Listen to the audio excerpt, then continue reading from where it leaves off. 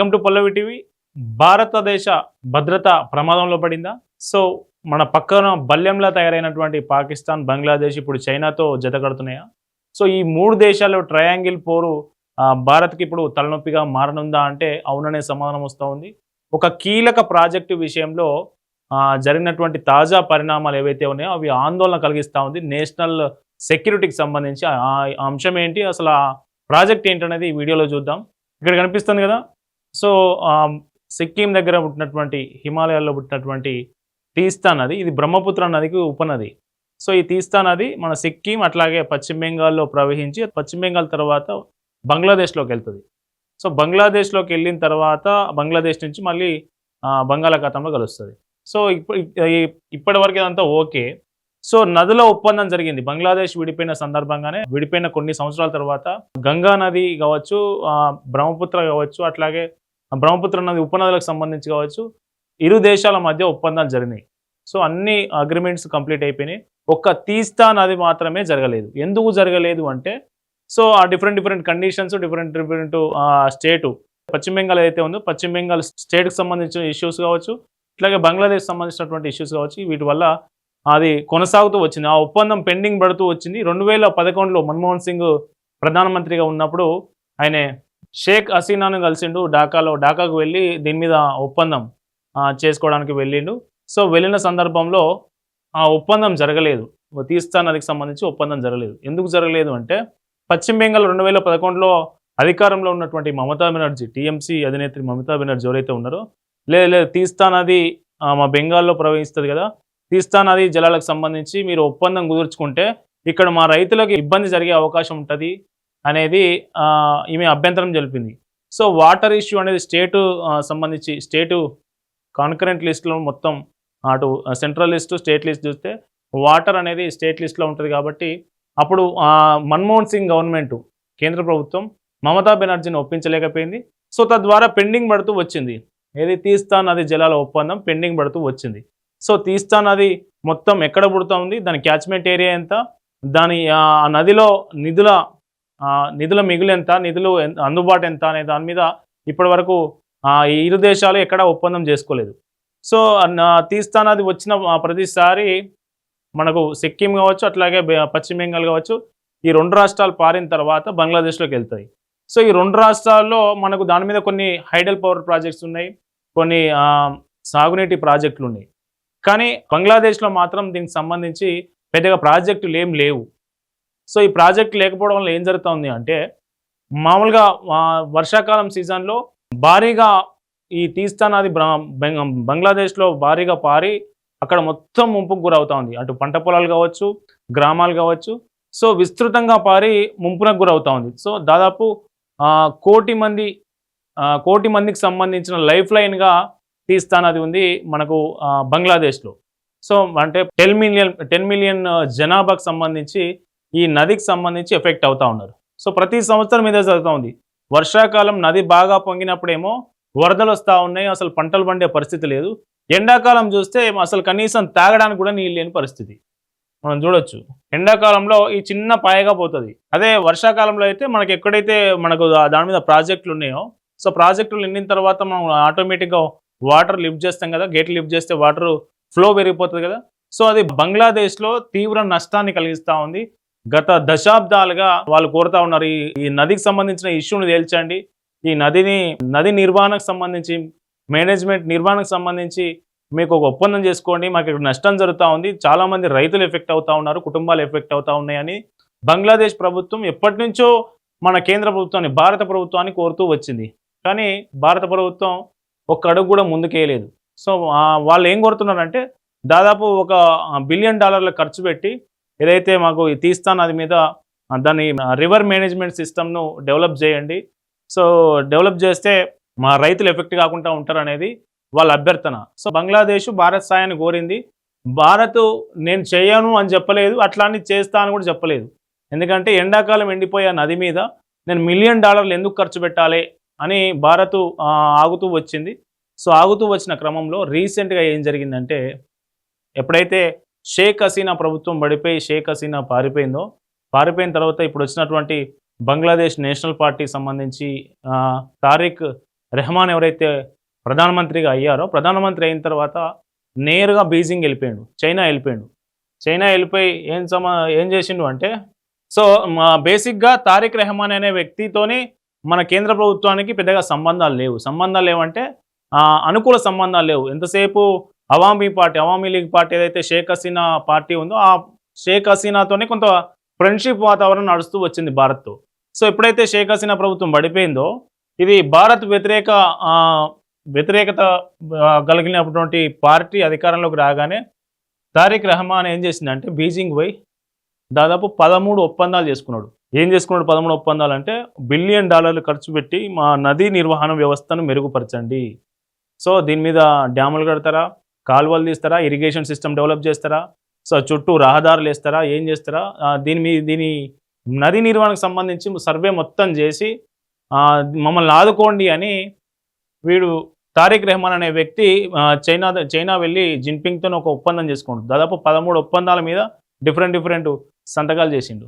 So దీనివల్ల సంతకాలు చేయడం వల్ల ఏం జరిగింది అంటే, వాళ్ళు చైనాకు సంబంధించినటువంటి చైనా పవర్ అని ఒక పెద్ద ఇంజనీరింగ్ సంస్థ ఉంటుంది. సో ఆ ప్రాజెక్ట్ నిర్వహించే కంపెనీ ఏదైతే ఉందో, కంపెనీ వచ్చి అధ్యయనం చేస్తూ ఉంది, ఇప్పుడు సర్వే చేస్తూ ఉంది. సో తీస్తా నది రివర్ మేనేజ్మెంట్ను ఎట్లా డెవలప్ చేయాలని. సో సిఎంపిఆర్పి అనేది ఒక ప్రాజెక్ట్, అది తీస్తా రివర్ మేనేజ్మెంట్ రిస్టోరేషన్ ప్రాజెక్ట్ అనేది. సో ఈ ప్రాజెక్టుతోని ఒప్పందం చేసుకుంది చైనాతోని బంగ్లాదేశ్. ఇంతవరకు ఓకే. సో చైనాతోని ఒప్పందం చేసుకోవడం వల్ల భారత్కి ఎట్లా నష్టం, భారత్కి ఎట్లా ప్రమాదం అనేది మీకు ఒక డౌట్ రావచ్చు. ఇక్కడే అసలు విషయం ఉంది. సో విషయం ఏంటంటే, సో ఇప్పుడు ఇది సిలిగురి ప్రాంతం, ఇది చికెన్ నెక్ అంటాం కదా, అంటే ఈశాన్య రాష్ట్రాలతోని మనని భారతదేశాన్ని కలిపే ప్రాంతం. ఇది 22 కిలోమీటర్ల వెడల్పే ఉంటుంది. అంటే వెడల్పులో 22 కిలోమీటర్ల మాత్రమే ఉంటుంది. సో చిన్నది చికెన్ నెక్ ప్రాంతం అంటారు. ఆ చికెన్ నెక్ ప్రాంతంలో ఉన్నటువంటి ఏరియాను మొత్తం మన పశ్చిమ బెంగాల్లో బీజేపీ ప్రభుత్వం వచ్చిన తర్వాత దాన్ని నేషనల్కు కేంద్రానికి అప్పగించడం జరిగింది, దానికి ఉన్న ప్రాధాన్యత దృష్ట్యా. సో ఇప్పుడు ఏమవుతుందంటే, ఈ తీస్తా నది మీద చైనా చేపట్టబోయే ప్రాజెక్ట్ ఏదైతే ఉందో, దాని రిస్టోరేషన్ అండ్ డెవలప్మెంట్ ప్రాజెక్టు, అది మనకి సిలిగురి ఏదైతే చికెన్ నెక్ ప్రాంతం ఉంటుందో దానికి కేవలం 11 కిలోమీటర్ల దూరంలోనే ఉంది. సో అంత సెన్సిటివ్ 11 కిలోమీటర్ల దూరంలో చైనా ఒక ఇరిగేషన్ ప్రాజెక్టు పేరుతో అక్కడ దానికి సంబంధించినటువంటి అన్ని ఎక్విప్మెంటు డిప్లాయ్ చేసి మన భద్రతా వ్యవస్థను, మన ఆర్మీని, లేకుంటే మన సరిహద్దు భద్రతకు సంబంధించి అన్ని విషయాలు మానిటర్ చేసే అవకాశం ఉంటుంది. సో రేపు పొద్దున ఏదైనా కాన్ఫ్లిక్ట్ జరిగి ఇరు దేశాల మధ్య యుద్ధ వాతావరణం నెలకొంటే, ఈ ప్రాజెక్ట్ నుంచి ఆ బేస్ నుంచి ఆ ప్రాజెక్టు ఏదైతే ఇరిగేషన్ ప్రాజెక్టు డెవలప్మెంట్ ఏదైతే ఉందో దాన్ని చైనా ఒక బేస్గా వాడుకొని, ఎందుకు బేస్గా వాడుకోగలుగుతుంది అంటే, దాదాపు $1 బిలియన్ ఖర్చు చేసినప్పుడు చైనా ఇంజనీర్లు ఉంటారు, చైనా ఎక్విప్మెంట్ ఉంటుంది, చైనా రాడార్ వ్యవస్థ ఉంటుంది, చైనా కమ్యూనికేషన్ వ్యవస్థ ఉంటుంది. సో మొత్తం వ్యవస్థను అక్కడ దించినప్పుడు దాన్ని ఒక బేస్గా వాడుకొని సిలిగురి ప్రాంతం ఏదైతే ఉందో దాన్ని కనుక బ్లాక్ చేస్తే మనకు ఈశాన్య రాష్ట్రాలతోని దాదాపు 5 నుంచి 6 రాష్ట్రాలతోని ఇండియాకు కనెక్షన్ తెగిపోతుంది. సో అక్కడ ఏం జరిగినా భారతదేశం నియంత్రించలేని పరిస్థితి ఉంటుంది. సో నంబర్ 1 ప్రమాదం అది. కాబట్టి ఇంత దగ్గరలో చైనా బంగ్లాదేశ్లో ఒక ప్రాజెక్టు చేపడతా ఉందంటే, చైనా ఏం చేస్తుందంటే, చైనా నైజం ఏంటంటే, ఏవైతే దివాలా తీస్తున్న దేశాలు ఉంటాయో వాటికి అప్పులు ఇస్తుంది, భారీగా అప్పులు ఇచ్చి అది మొత్తం దివాలా చేసిన తర్వాత దాన్ని మొత్తం లీజ్ తీసుకుంటుంది. సో మనం చూసినాం శ్రీలంక ప్రభుత్వానికి అప్పులు ఇచ్చి దాదాపు ఆ పోర్టునే దాదాపు 99 సంవత్సరాలకు ఒప్పందం చేసుకుంది లీజుకు. సో అట్లా కూడా మనకు ఆల్రెడీ పాకిస్తాన్లో POKలో చైనా ఎకనామిక్ కారిడార్ డెవలప్ చేస్తూ ఉంది. సో అటు పాకిస్తాన్తోని ఇటు బంగ్లాదేశ్లో మన భారతదేశం చుట్టూ ఉన్న ఈ ట్రయాంగిల్ ఏదైతే ఉందో, అటు పాకిస్తాన్, ఇటు బంగ్లాదేశ్, అటు చైనా, ఈ ట్రయాంగిల్ పరిస్థితిని భారతదేశాన్ని ఒక నేషనల్ సెక్యూరిటీ ఇష్యూ చేసే ప్రయత్నం చేస్తూ ఉంది. సో ఎప్పుడైతే ఇక్కడ ప్రాజెక్టు చైనా టేకప్ చేసి తీస్తా నదికి సంబంధించి రిస్టోరేషన్ ప్రాజెక్టు ఎప్పుడైతే చేపడుతుందో అది భారత్కు భద్రతా పరంగా వాటిల్లే ప్రమాదం, ముప్పు తెచ్చే అవకాశం ఉందనేది ఎక్స్పర్ట్స్ చెప్తా ఉన్నారు. సో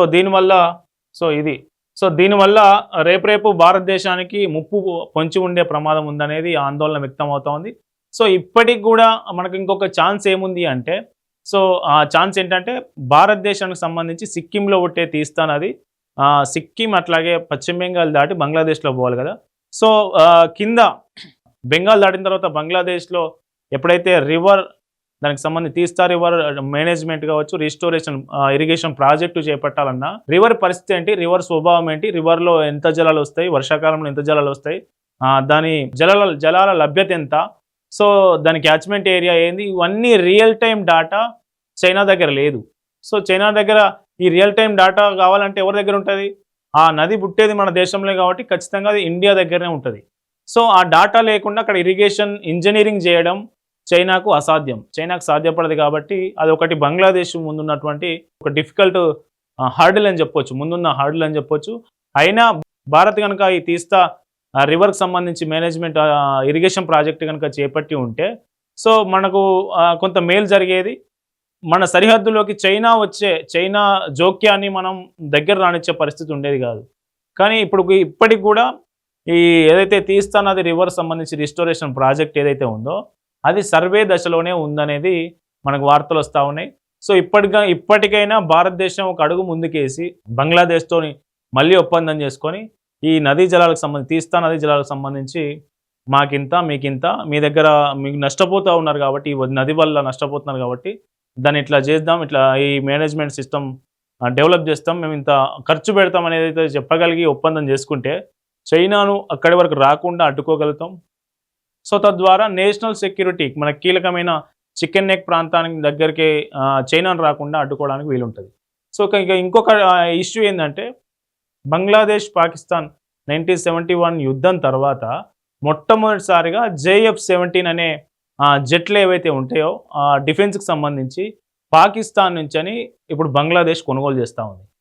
చూడండి, సో రెండు దేశాలు అటొకటి తూర్పు, ఇటు పశ్చిమ పాకిస్తాన్, తూర్పు పాకిస్తాన్ బంగ్లాదేశ్, పశ్చిమ పాకిస్తాను ఇప్పుడున్న పాకిస్తాన్, ఈ రెండు దేశాలు డిఫెన్స్ పరంగా ఒప్పందం చేసుకోవడం ఈ యుద్ధం తర్వాత 1971 తర్వాత ఇప్పుడే తొలిసారి.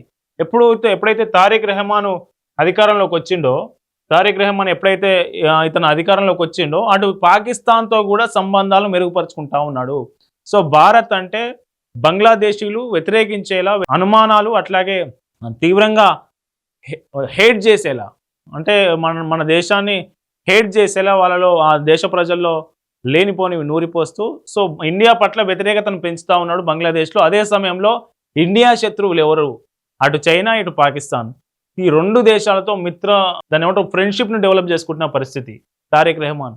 సో పాకిస్తాన్ దగ్గర Z-17 ఏదైతే అవి ఉన్నాయో మనకు సంబంధించి డిఫెన్స్కి సంబంధించినటువంటి ఎక్విప్మెంట్ మొత్తం వీళ్ళు కొనుగోలు చేస్తూ ఉంది బంగ్లాదేశ్. సో పాకిస్తాన్ దగ్గర ఎక్కడి అవి అంటే మళ్ళీ చైనా ఇచ్చినాయి. అంటే చైనా మూడో మధ్యవర్తిగా పాకిస్తాన్ ద్వారా డిఫెన్స్కి సంబంధించినటువంటి ఏవైతే ఎక్విప్మెంట్ ఉంటుందో, యుద్ధ సామాగ్రి ఉంటుందో, యుద్ధానికి సంబంధించి ఫైటర్ జెట్లు కావచ్చు, మిగతా యుద్ధ ట్యాంకులు కావచ్చు, సో ఏమున్నా కానీ చైనా పాకిస్తాన్ ద్వారా ఇటు బంగ్లాదేశ్కు అందిస్తూ ఉన్నది. బంగ్లాదేశ్ ఇటు పాకిస్తాన్తో అటు చైనాతో దోస్తీ చేస్తూ భారత్తో కయ్యానికి కాలు దూతున్న పరిస్థితి. సో ఎప్పుడైతే పశ్చిమ బెంగాల్లో బీజేపీ ప్రభుత్వం అధికారంలోకి వచ్చిందో సో అక్రమ వలసదారులను అక్కడ రాకుండా అడ్డుకుంటున్న పరిస్థితి ఉన్నది. కాబట్టి సో అక్కడి ప్రజల్లో కూడా బీజేపీ గవర్నమెంట్ వచ్చిన తర్వాత మా మీద నియంత్రణ పెరిగింది, మమ్మల్ని రానివ్వట్లేదు, మేము స్వేచ్ఛగా వెళ్ళలేకపోతున్నామనే దాన్ని ఏమంటారు వ్యతిరేకత, భారత్ మీద వ్యతిరేకత మరింత పెరిగేలా వాళ్ళు ప్రచారం చేస్తున్న పరిస్థితి. మొత్తానికి ఈ ఏదైతే చైనా తీస్తా నదికి సంబంధించి ఏదైతే చైనా చేపట్టబోయే ప్రాజెక్ట్ ఏదైతే ఉందో, చైనా ప్రాజెక్టు చేపడితే భారతదేశానికి తీవ్ర ముప్పు ప్రమాదం పొంచి ఉందనేది ఎక్స్పర్ట్ చెప్తా ఉన్నారు. ఈ ఇష్యూకి సంబంధించి మీరు మీ అభిప్రాయాలను కింద తెలియజేయండి.